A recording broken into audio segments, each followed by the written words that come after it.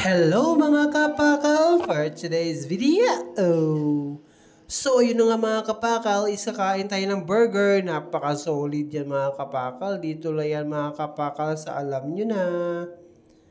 So umorder tayo mga kapakal ng isang burger.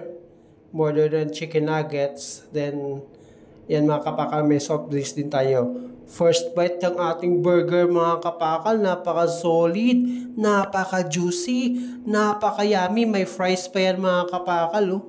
Napaka-juicy, napaka-crunchy ng fries mga kapakal.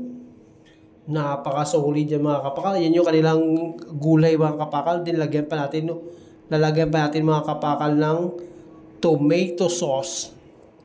Yan, napaka-solid mga kapakal.